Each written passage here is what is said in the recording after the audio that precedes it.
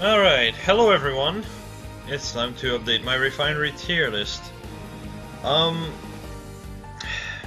the banner review, it's gonna take a bit. The person calculating the rate said he couldn't do it, so I'm relying on someone else, hoping they can actually, figure this out.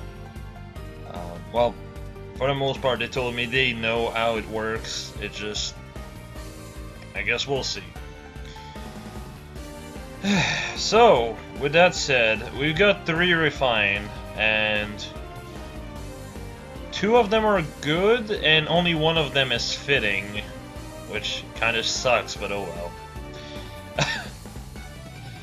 well. I'm going to, as usual, start with the worst and go my way up to the best. So let's start with the one that I've been actually shafted. It's Enos. Now, I was not expecting Enos to be good at all, if I'm being completely honest, because it's really hard to fix the fuck-ups of his stat line versus the new meta after the dragon came in. But they got really close of actually fixing him. What a fucking shame. You know what's really frustrating about this? They were so fucking close of fixing him. So close! And then they didn't touch the base effect. So, let me explain. Here we have a character that has an Altome effect as a bow unit. That's cool. Except, here's the problem. The Refine is offensive. It only works when you initiate. But the base effect is kind of very limiting, and unless you, well, what's the word?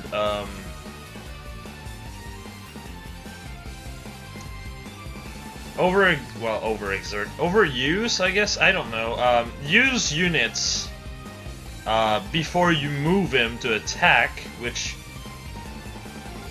can leave you open as a result. The base effect does nothing on initiation, because you have to move. Unless you predict the movement, position yourself in a way you'll actually be staying with all of the unit around you to attack on the next turn, which is not a situation that happens a lot. So, essentially what I mean is you have an Altome, which is usually a more defensive-oriented weapon, with a hyper-offensive Refine. You see the disconnect here.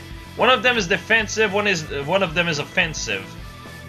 One of them is player-based, the other one's enemy phase.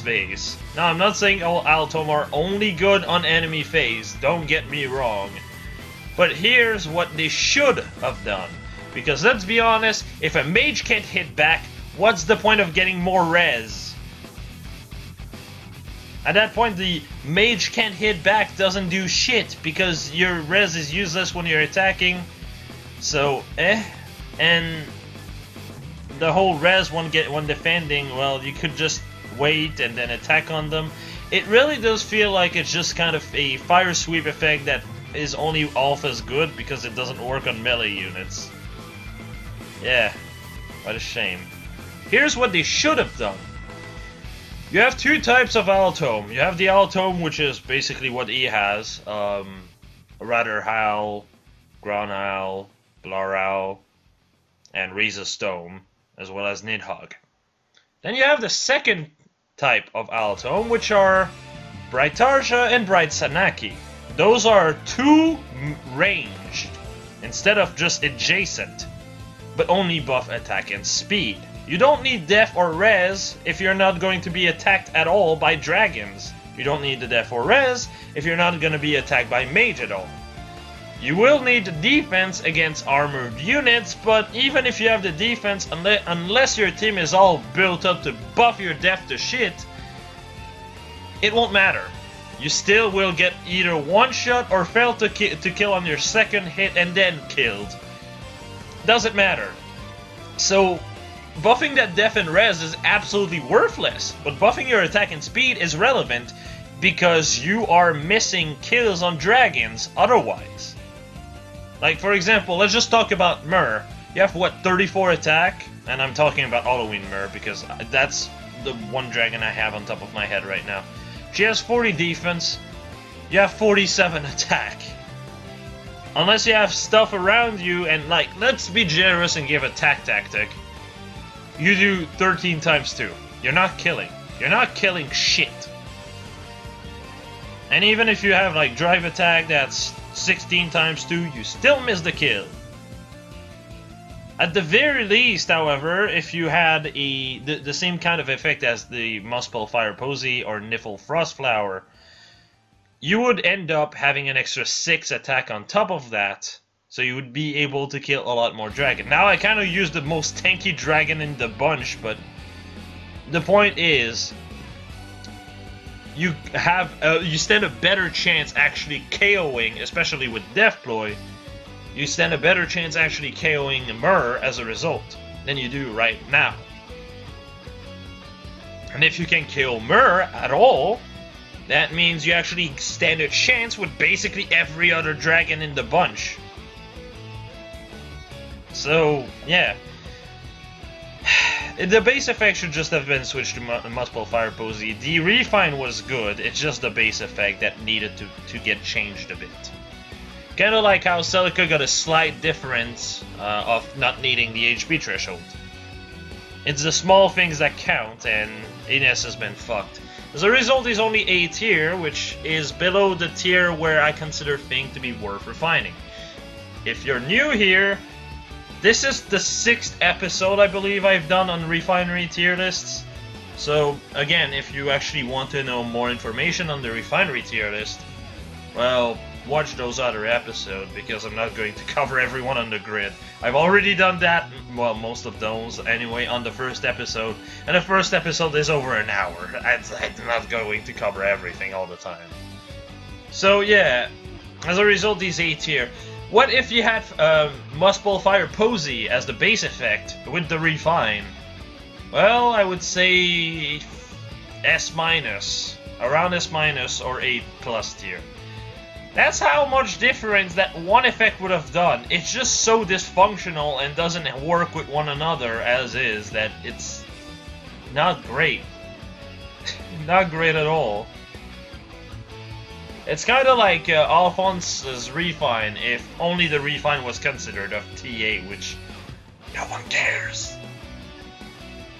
But thankfully he gets the Brazen Attack Def, so it's good. Oh well. Now let's move into Lon'qu, which honestly was a missed opportunity. I hear a lot of people say, oh, and by the way, I guess for future reference, if you care about Enos, go Attack Plus. If you want to know what is the better IVs for him, Attack Plus is probably your best bet. As for the Bane, I guess Res minus, unless you use Ploys. If you use Ploys, well, you're kind of fucked. He needs basically everything. Anyway, Lon'qu. So, a lot of people compare him to Raven, rightfully so. They have basically the same weapon, despite Lon'qu not needing that kind of refine, and in fact, it's actually very unfitting. It's really dumb, right? Literally, what, 3 banners ago, we got Flora added to the game with a skill called Attack Res Solo. You have Lon'qu over here, whose title is Solitary Blade. His weapon is Solitary Blade. Don't you think Attack Speed Solo or Attack Def Solo would have been a good idea? And actually fitting for the character? No? What is wrong? Like, fucking hell. So instead we have literally Basilicos. Great. Though I suppose the reason why he has Basilicos is because, well, his stat line with Raven is basically almost the same. And it's funny because a lot of people miss that and are like, wow, it's just Raven with less attack. And they think it's like 5 or more attack difference. Look, when you're talking about Raven, you're always going speed plus, and when you're talking about Lon'qu, you always go attack plus. The difference in attack and speed is Lon'qu has 1 more speed, but Raven has 2 more attack. That's it. There's really not much offensive difference. HP wise, Lon'qu has 4 more health, the same res, but 3 less defense. Again, bulk is basically the same as a result. In both cases, you most likely will go res minus, honestly. I've seen people try to go HP minus on Lon'qu. Don't do that, that's a mistake. Because the less HP you have, the less consistent it is that you can take a Black Luna to the face. Now, taking a Black Luna to the face is hard, obviously. But depending on how you build your Lon'qu, you can definitely actually face tank one. Though it might require summoner support because your HP is just not there otherwise. You have 45 health, Solitary Blade boosts that to 48, at plus 10 you have 52. Elf is your best way to take a hit from Black Luna, because unlike defense, every HP is worth 1 less damage, whereas you require 5 points of defense to take 1 damage off of Black Luna. So obviously your HP is more important as a result. Moving on. It's pretty dangerous either way, but you know, depending on the IVs, you can actually take a hit from Black Luna if required. Obviously, if you can avoid it, it's better. But you know, as obvious as this might sound, attack plus res minus is obviously his best IVs. Honestly, this is the main reason why I wish he had a solo skill, because then he would keep a 5 defense, and if he had an attack def solo, that would actually mean he would keep, well, you know, 11 defense instead of losing 5. Well, 11 defense, I mean 11 defense because you don't lose the 5 and then you get 6 more def. That would have been better, in my opinion. And also his speed is kind of pointless, because he has too much speed, and it's at a point where it doesn't matter in the one matchup that requires speed. I don't count Carla because you don't see Carla in the IT arena. If you do, she's built like shit. Pretty much simple as that. Ira, however, is a scary matchup, and she ends up with 47 speed. You end up at 51 speed, I believe, if you have Fury and the Life and Death upgrade. You're 1 point off of, you know, doubling, which, okay, is close, but then you realize Rally Speed Death Plus is a consistent rally that a lot of whales use. As a result, if there's an Ira on the team and she gets buffed by that, you miss the double. Fantastic. So you rely on outside help at that point for like drive speed, summoner support, ally support, stuff like this to double, which can work obviously, but it's a bit less consistent, and or it requires your summoner support, which is always a scary prospect. So attack def solo would have been fantastic on him instead, because then his bulk would have been worth a shit. That way you would just jump with plus 10 in Fury, you would jump to, oh, I don't know, 35 defense, which means you have 7 bulk against Zelgus, and if you have even 1 more def past that, I believe you actually just have a total of 60 bulk, which is enough to take a blow straight up from Zelgus without buffs. And by a blow, I mean a Black Luna, obviously. As is, though, Lon'qu actually is a worse Raven. I did put him in S tier in the Refinery tier list, but make no mistake, Fur is just a much better option. Fur is stupidly good. I've said this before and I'll say it again. If you get your ploys in, she is just about as good as Ira, if not better in certain scenarios. It's just stupid how good Fur is. So Lon'qu as a result really struggles, It's just what it is. Considering Fur is about just as common as he is, and does better. But that doesn't mean he's bad. He's definitely a good red. It's just he's kind of beat by when it comes down to duelist by Fur, purely because ploy potential is just so good. And on top of that, Fur kind of just supports your team with those ploys. Unlike Lon'qu, who really is kind of selfish in the ways that he requires buff, he requires support. Like for example, if you attack ploy Zelgus, tanking him is possible. You can actually KO Zelgus, as a matter of fact, as a result. With Luna or Draconicora, you can actually KO Zelgus straight up. Let that sink in. But if you don't have ploys, you miss it. The reason why ploys are more important than you getting a buff in defense is because, well, removing 5 attack from the enemy is basically the same as buffing Lon'qu for 25 defense. Yeah, it's just insane. At least for one, you get hit by that Black Luna. So if you fight a Zelgus buff by Ostia's Pulse, you can actually take a blow of Black Luna completely safe. It becomes just a free hit that you can just abuse. But if you don't have attack ploy support, it can be, you know, a struggle. So yeah, pretty decent unit. Missed opportunity, definitely, but oh well. It is what it is. Moving on to the actual caviar of the bunch, Tanna. So, Tanna is really stupidly good, because, to give you an idea, and I know this is a bit expensive of a build to make, but Vidofnir buffs your defense and res by 7, and it's basically close def, obviously. So, the reason why that's so good is that it's 7 def res. You can combo this with close def 6, sorry, which is another 12 def. You can combo this with Fortify Flyer, that's 18 def. You can, and then the 7 def res, that's 25 def res.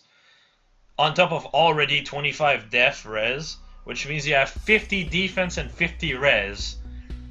At that point, you can make Zelgus do just 0 times 2, and if you're on guard, he's just fucked. He can't do anything. He's completely fucked. Def and res tactic are also a choice if you want to abuse the refine itself, or you know, you could just run 2 flyer and then run 2 other unit like infantry and such. Again, with guard, Zelgus is just dead. There's nothing he can do. And you do 30 times 2 as a result as well. Again, on merge with just an own flyer or attack tactic. It's stupid. It's just stupid. And I'm comparing a unmerged, I repeat, unmerged Tanna to a plus 10 Zelgus here. So about as deadly as the matchup gets.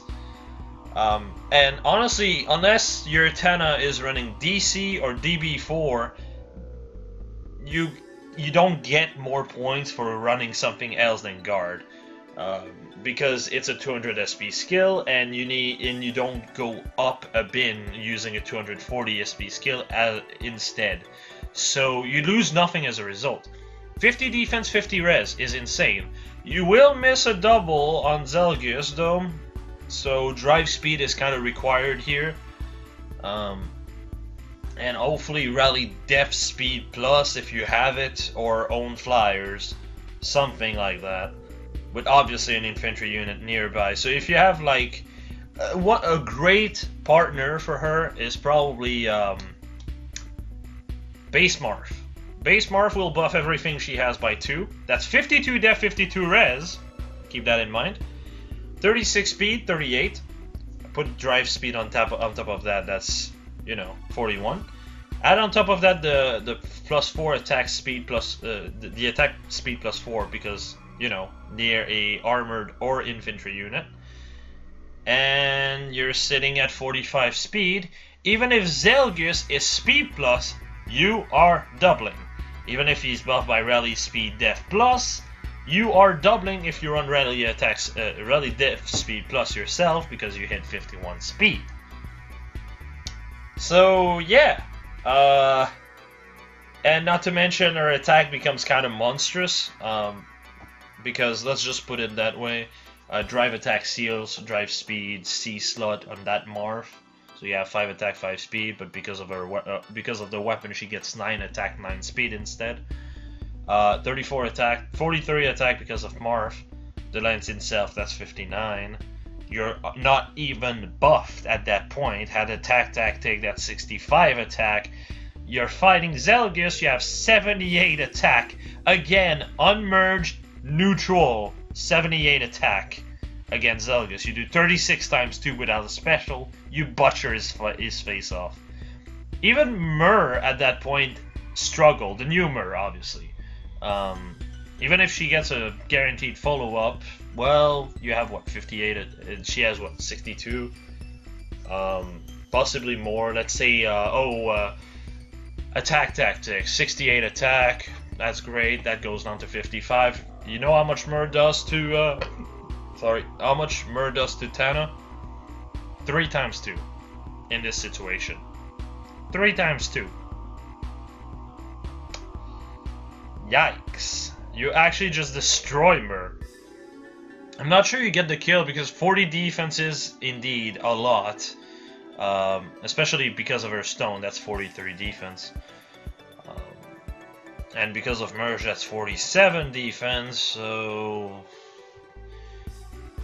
If, you know, there's a lot of buffs in defense, like Def Tactic and such, it can be a problem. It can be a problem.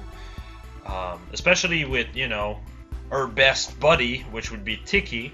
If you put Tiki and Myrrh together, well, Myrrh gets an extra 3 HP and 4 defense. And on top of that, Tiki could run with everyone, which is another 5 def and res. You know, be careful, essentially, is what I'm saying. But she, when it comes down to damage, she has no way of KOing Tanna. Do understand, though, this build is mostly enemy phase.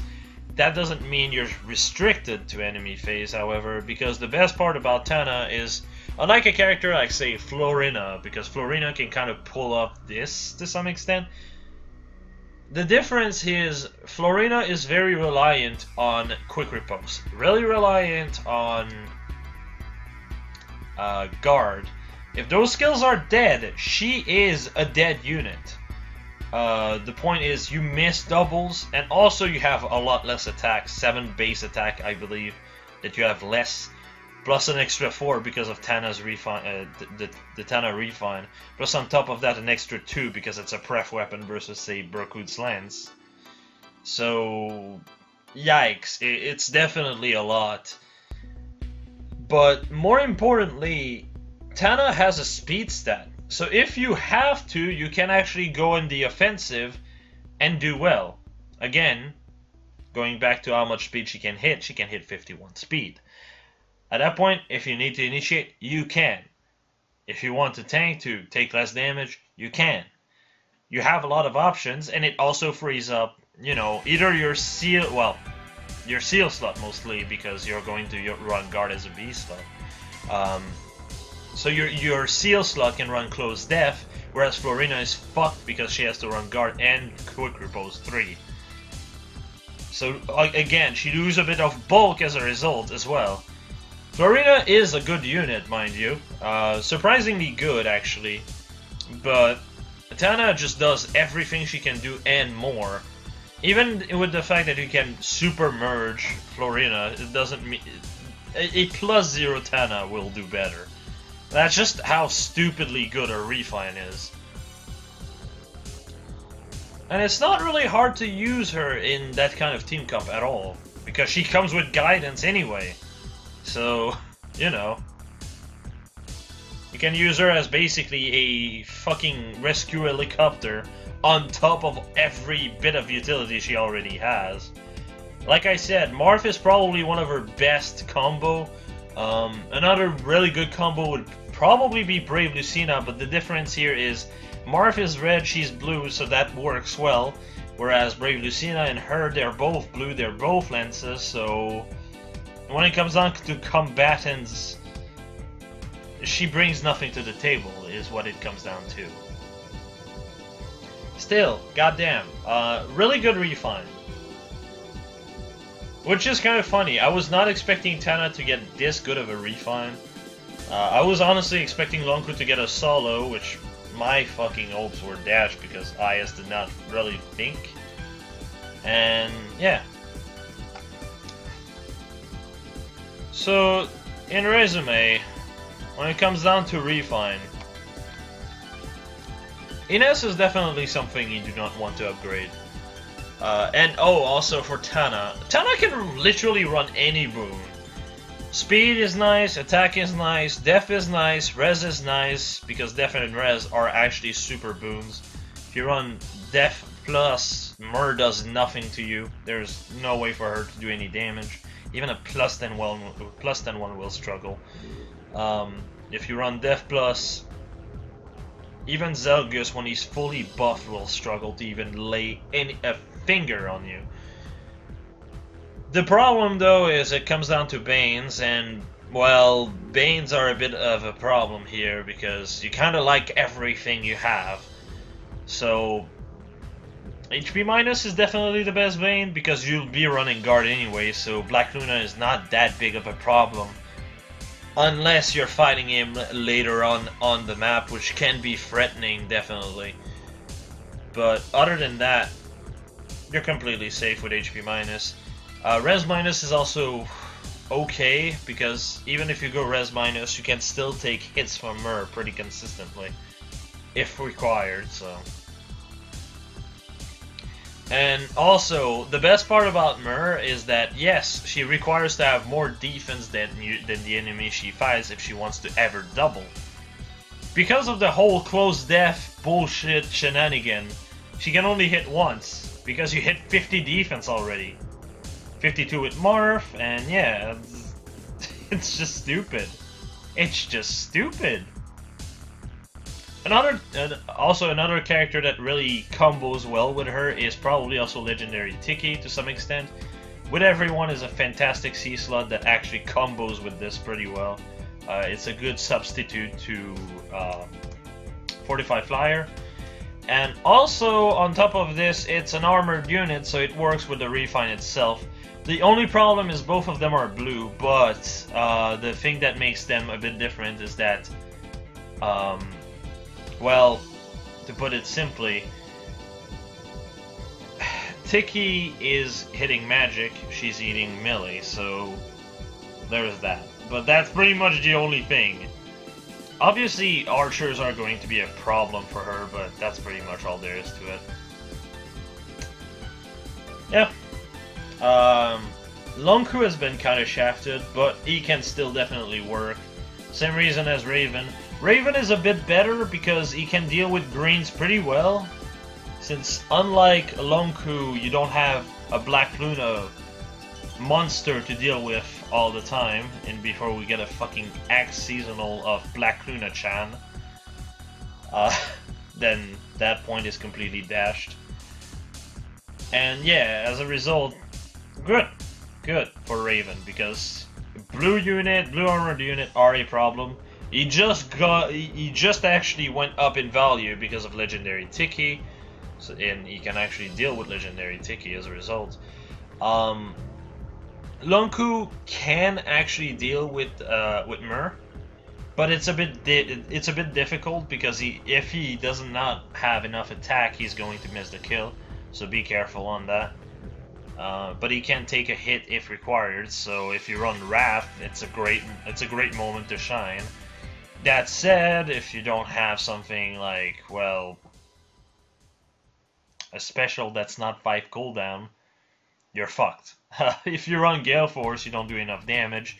If you run Aether, you don't get to the point where you can proc it unless you fought other fights beforehand. So it's a bit tricky on that regard. Enos has been thoroughly fucked, and it's so close of being good. So close. So close.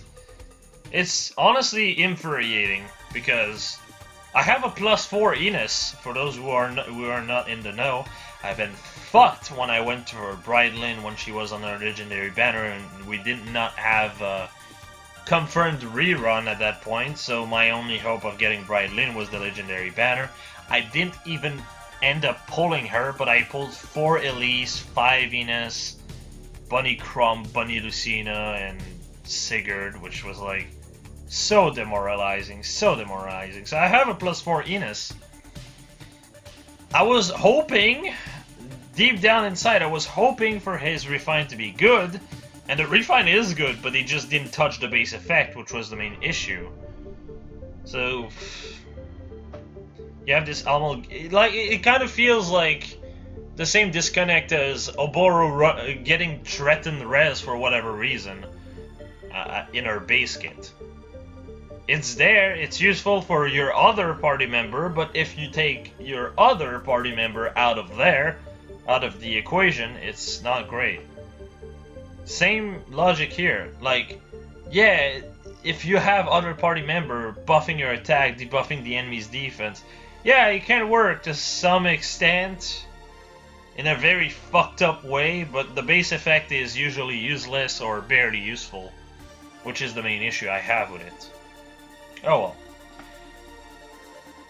Definitely worse than last shot. Last bunch of Refine was actually really good, but at least Tanna is now usable. She actually has a niche over Cordelia and Shigure now. So that's cool. And to some extent Sumiya, but Sumiya is just the word Shigure, so. So yeah, I believe that's it. For the Sacred Seal priority tier list, I've been wanting to do it, believe me I did, but I don't know one critical details. Usually I can guess what are the type of badge used to upgrade it, to upgrade seals. So unless there's some kind of data miner out there who can somehow read the text to figure out which fucking type of badge it takes to upgrade them, I can't do the video yet. I'm going to make the video pretty much on the day Tempest Trial comes out. But otherwise, there's nothing I can do. There's just nothing I can do. Because 2 seals are 2 different colors, possibly. You have I believe it's Speed Def, like the Speed Def seal. Oh wait, is it Speed Def? Give me a sec. Yeah, Speed Def.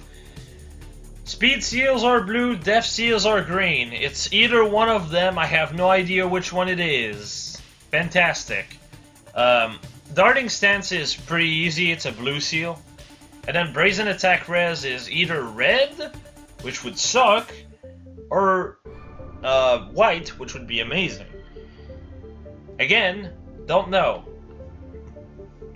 Because res and HP are always colorless, and everything relying on attack is red, which is why you always have like next to no red badges, but you have like infinity plus fucking white badges because there's nothing to upgrade in white almost. There are some that you want to upgrade, but like the 2 best seals are literally unupgradable. It's Armored Boots and fuck, the other white one is, fuck, Armored Boots and I think Quicken Pulse, which are a one-and-done thing in both cases, so that sucks. But yeah, since I can do the video, it's gonna have to wait. For the banner, hopefully I can do it soon. I have literally everything ready. All I need are the rates. You can ask people that were there on stream. I actually showed a few things that I had already done, like the Dorcas interface, the interface for every other fucking character. There was just nothing I could do. Oh, and lastly, I want to give a special thanks to, fuck, let me find his name real quick.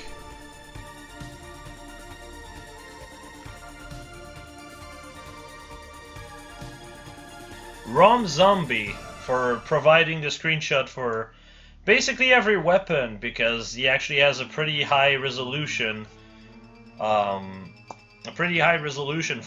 and let's just put it this way. No offense to Xnera. Xnera posted a screenshot with all three of them, and I was planning on using this until I realized the resolution was like something like 120 by 266 by 120, which I had to double in size, and it looked absolutely ass. Let me just give you an example.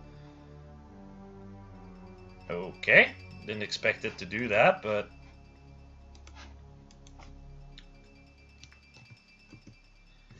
this is the difference. This is what I had. Like, the top one was basically what it would have looked like. The bottom one is what Zombie provided. This is the light version at the top, Capo. But, yeah. Other than that, not much else to say. Oops. Pretty good bunch, just... God damn it. Please redo Enos so he has a fucking fire posy effect. That's all I want. That's all I want. But yeah. Have a nice one, y'all. I'll see you later. Hopefully tomorrow for the banner review. See ya.